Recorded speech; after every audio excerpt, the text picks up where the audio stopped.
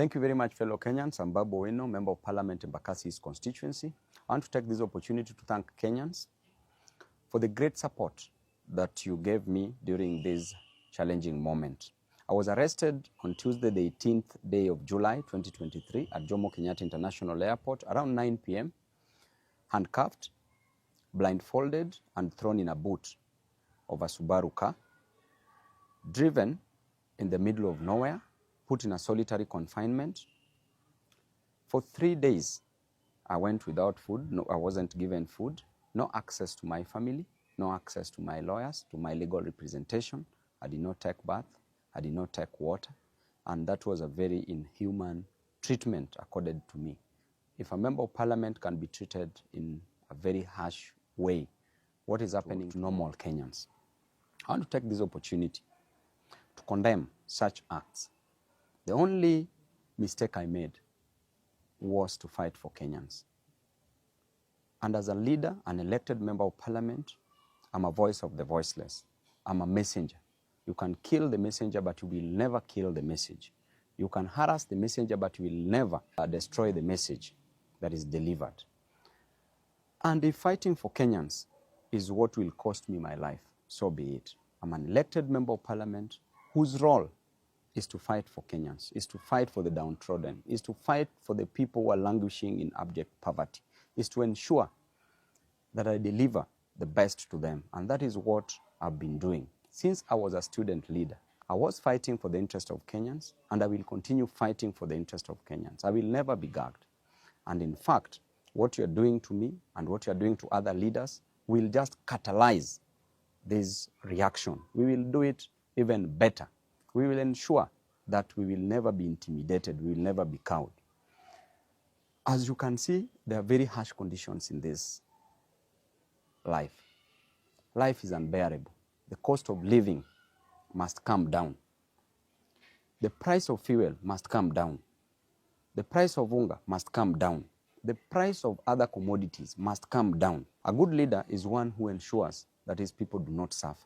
Subjecting people to these harsh conditions, to suffering, means that you are fighting for personal interest. This government rode on the back of the hustlers, the same hustlers of whom they are destroying on a daily basis. They are killing them, unleashing policemen to kill them, to maim them, to cause injuries on them, and that is not fair at all. On a daily basis, you blame Raila to be the cause of the deaths of the people. Raila did not give instructions to the police to use brute force, to use the extrajudicial means to gag people from fighting for their inherent and inalienable interest, not only spiritedly but also religiously. Never blame Raila on this, because Raila is not in government. Raila did not take the price of hunger to the ceiling. Raila has not raised the cost of living. You as President Ruto, you as Rigathi Gachagua, what you are doing to the people is to deny them their fundamental human rights. In addition to that, you are killing them. You are destroying them. These hustlers, what will you tell them in 2027? How will you explain to them that you are the same person who used to fight for their interest, that you are the same person who condemned the extrajudicial killings? How will you explain to these hustlers? And I can tell you, even in the Bible itself, a story is told in the book of 1 Kings from chapter 12. When King Solomon had passed on, because King Solomon passed on after increasing taxes, there was heavy burden on the people. And after he passed on, his son, Rehoboam, took over. People went to Rehoboam as the new king and requested that the burden be lifted from their shoulders, that the cost of living to go down. And I invite you as Ruto to read this book, because it will teach you a lot. When people talked to Rehoboam to reduce the cost of living, he told them that he would go and consult the people who had worked with his father, the elders. When he went to the elders told him to listen to the voice of the voiceless, to listen to his people and reduce the cost of living. His father went to the young men whom he grew up with. his age mates, who advised him that he should be harsh on the people. He went back to the people, told the people that I have a solution for the heavy burdens on your shoulder, and the solution is simple.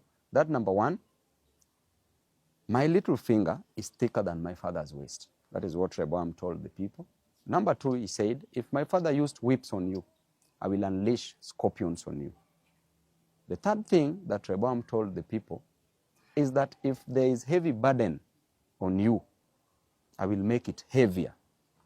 This made people to rebel. Because of the harsh treatment of the people, it led to the 12 tribes being divided into two kingdoms. One kingdom was the kingdom of Judah, which comprised of the two tribes, ruled by Rehoboam as the king, just as what is happening.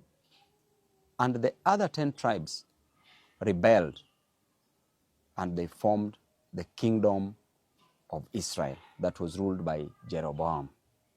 And I can assure you that if you impose heavy taxes on your people, you are meant to go down. You will go down. It doesn't matter who is the messenger. You can destroy the messengers, but the message is clear that you will go down. You may be advised by the fools around you, as we always know, and a leader is known by the people surrounding him. If you are surrounded by the 4 fools, you become the 5th fool. If you're surrounded by 4 wise men, you become the 5th wise man. But as things are clear, in black and white, you are surrounded by fools. I can clearly tell you that Kenya, where it is headed, just like in the Bible, will go down because of the heavy cost of living you're imposing on the people. Because of the high cost of living, because people lack a lot in life, you are rushing to build for people houses. People don't need houses. People just need food. People need school fees. And as a leader, I know what it is to lack food. That's why I will fight for them, because I lacked food at some point. If you tell me you lack food, I know what it is to lack food. If you tell me that you lack school fees, I know what it is to lack school fees. You are rushing to build for people houses, which is not a main challenge, but people's main challenge is the food. Just let the cost of living come down. If it doesn't come down, it must be forced to come down. Lastly, I would like to advise Rachel Ruto and Bishop Dorcas Gachagua that you don't need to pray for Kenya. You don't need to pray for people.